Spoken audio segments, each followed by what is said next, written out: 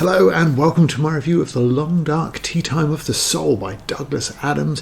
This 1989 novel was the follow-up to Dirk Gently's holistic detective agency and features, along with Gently, Odin and Thor as down on their luck gods, trying to make sense of a modern world that makes little sense to anyone in it.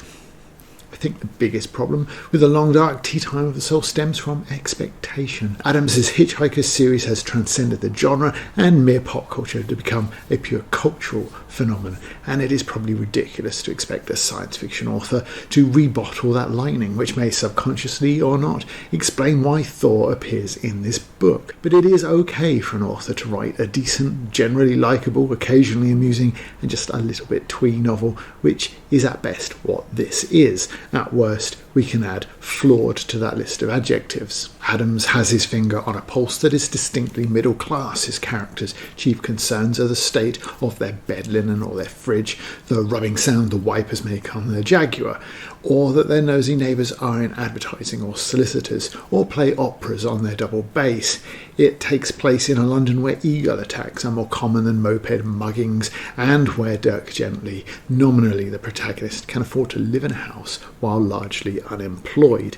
It is, of course, London of 1989, and our brief 20 years of a Labour government changed a few things in that landscape.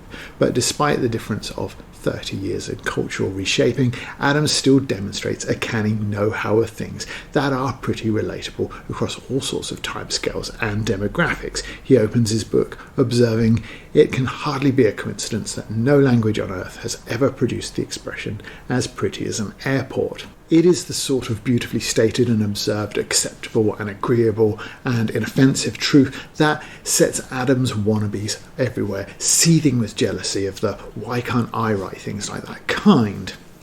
The visitor to this particular monument to grey concrete hellholes is Kate Schechter, a New Yorker of the kind that lives in London. A journalist by trade, Kate is the protagonist of this particular Dirk Gently novel. She is heading to Oslo in pursuit of her flighty boyfriend and relates the long series of setbacks, potentially portents, that have held up and frustrated her attempts to travel. The latest is a large, bulky, Viking-looking man holding up the Oslo flight's check-in. Kate, in an attempt to get aboard a flight, tries to help. He has no credit card. She offers to pay on hers in exchange for a cheque. He has no chequebook. She offers to pay if he'll send her the money. He has no passport. She walks away, which is handy because shortly afterwards there is an explosion in the airport located around the Oslo check-in. At first, the estimation of casualties is high, but it's soon revised downward to a single woman, the one manning that check-in. Kate is knocked unconscious in the blast and taken to hospital. When she comes to, she sets about exploring that hospital, discovering the man who, for convenience's sake I'll call Thor, is also in hospital. He and his Coca-Cola vending machine are moved in the middle of the night, which is actually very normal in hospitals. Well, maybe not the vending machine, but the sole highlight of the scene is this rather nice simile.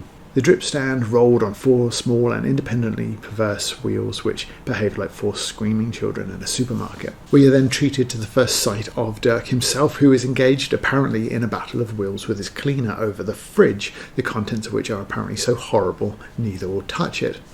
Anyone alive in the late 80s or early 90s will get a touch of nostalgia at this observation that the mail on the doormat consisted of the usual things: a rude letter threatening to take away his American Express card, an invitation to apply for an American Express card, and a few bills of the more hysterical and unrealistic type. Though it speaks of corporate or bureaucratic incompetence, that is common in any era. But so far, things are very much on the slight side. The airport death toll has been revised to 0, with 1 secretary missing. The man is obviously Thor, but cut to nothing more than a befuddled figure. And Dirk's fridge is full of something unpleasant but not dangerous, or he wouldn't let his cleaner anywhere near it, surely. However, Dirk remembers he has a client and that he's overslept and missed their proposed meeting, so he goes to make amends and in search of a paycheck. Arriving at the house, he finds the police in attendance, the potential client decapitated, and a song playing on the radio about a hot potato. Exploring the house, he finds a young boy enthralled by a television, and when he turns it off to question him, the boy assaults him. He leaves with a broken nose and an envelope, a clue no less.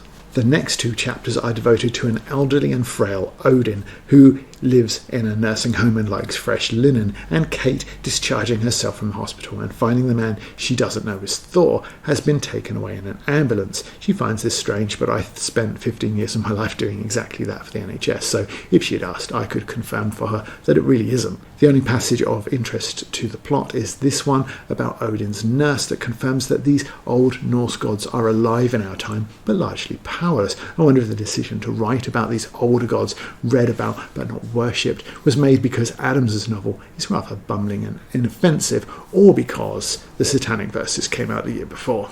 Once she had recovered from the shock of discovering that virtually everything the human race had ever chosen to believe in was true, or that it continued to be true long after the human race particularly needed it to be true anymore. And that broadly sweeping sentence could, of course, be applied to more modern deities as well, if one was so inclined. But Thor wakes up having been glued to the floor to stop him doing whatever it was he needed to do to return to Oslo for whatever reason it was, which is not clear. And still not clear as we approach the 33% mark of the book. But we are introduced to Torag, a goblin who is advising Odin. Thor doesn't like Torag and thinks he's up to something, but he admits he doesn't know what. But that's okay because, as we'll see in the finale, it really isn't that much. Dirk decides he needs a magnifying glass or a penknife for his detective business, so he goes shopping and buys instead a digital I Ching. Querying it about the latest events, this is what it says. The Judgment of King Wen. Chun signifies difficulties at outset, as of blade of grass pushing up against stone. The time is full of irregularities and obscurities. Superior man will adjust his measures, as in sorting the threads of the warp and woof. Firm correctness will bring at last success. Early advances should only be made with caution. There will be advantage in appointing feudal princes. Clearly an important message, one no doubt that will pay off in the end. In a badly run coffee shop, Dirk meets a nurse. He pays for her lunch, leaves, and is nearly run over by a cyclist who cursed and swore at him from a moral high ground that cyclists alone seem to inhabit. We're now halfway through the book with no idea of what the stakes are or why either of our protagonists are involving themselves in it.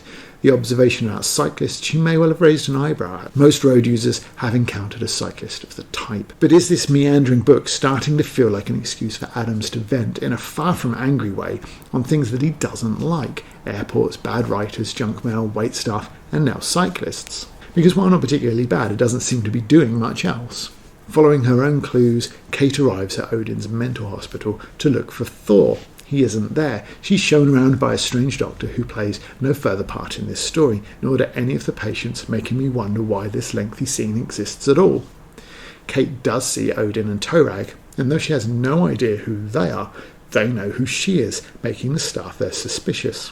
She hasn't found Thor, though, and perhaps this is what Torag means when he says, "I have the advantage of you," because although the statement seems full of foreboding and menace, and is more or less the last line of the chapter, clearly intended to enhance that part of its meaning, the two will not interact again in this novel either.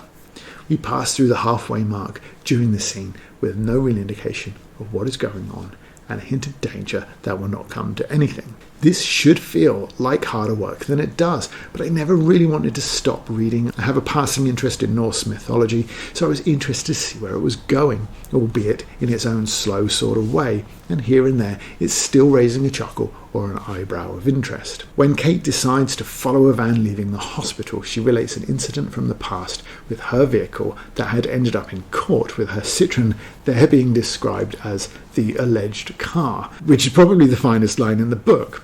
But her pursuit is cut short when Dirk Gently, remember him, he had a book named after him once, crashes into the back of her.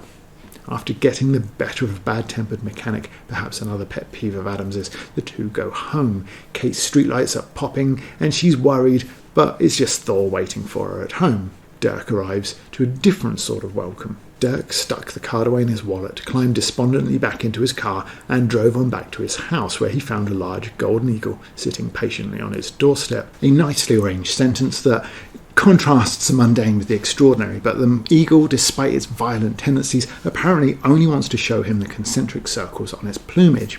He goes in search of cigarettes. Meanwhile, Thor challenges Odin and takes Kate to Valhalla, even though at this point of the plot she raises more than once the very good question of what any of it has to do with her. In Valhalla they see Odin's great hall, but instead go and visit a suicidal woman who lives by the sea. Dirk, having managed to claim a cigarette from a tramp in a train station, says he was still anxious concerning the safety of the American girl, Kate Schechter, which fails to convince because he hasn't once thought about her since they parted, though he was preoccupied with eagles and cigarettes to give him whatever due that's worth. He follows the tramps and discovers that they are the gods of the Norse pantheon and have returned to Asgard to witness Thor and Odin's showdown. Thor, however, is late because he's gone to the house of some lady with Kate and then shown her something else of great importance, no doubt. Dirk spots his neighbours in Valhalla, and offering to represent the Norse side of the argument, he learns that Odin has sold his powers to them for fresh linen. Thor doesn't like that, or that Odin stopped him going to Oslo, though he had literally no need to. Why the Norse gods all live in St. Pancras Station is not explained. You'd think train stations in Sweden, Norway and Denmark would serve their needs equally well. Perhaps better because British Rail has never operated well in my lifetime. But perhaps that's why they need a useless and ruined station more than a well-functioning one. But it also transpires that Dirk's client was killed because he was the last one in possession of Torag's bill for drawing up the contract between Odin and the lawyer. It was literally a hot potato. Torag, however, is then killed by the god of guilt that has grown in Dirk's now discarded fridge. And the neighbours too are killed because Thor releases a jet fighter that had attacked him over the North Sea, and it then crashes into their car and kills them. Coca-Cola vending machine, Dirk's old secretary, apparently returns to human form with no lasting damage. Odin returns to his fresh linen.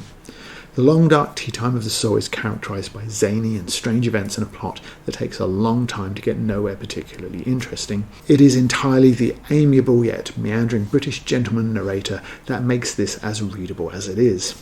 There are a few chuckles here and there and a few wry observations on the pettiness of our existence that are Adams's trade. On the whole, though, it's hard to describe it as anything more than just okay. The sheer number of strange incidents in the plot that don't go anywhere is its most remarkable feature. The boy, obsessed with the television, never returns to the story. The vending machine is another example. It's lugged here and there, and it might as easily have been left in the warehouse before it has zero impact on the plot. Would it not have been a better payoff if Thor had dropped it on Torag? The guilt god from the refrigerator, is that something he intended to use in the third book? He doesn't do anything more here than kill Torag in an unsatisfying way.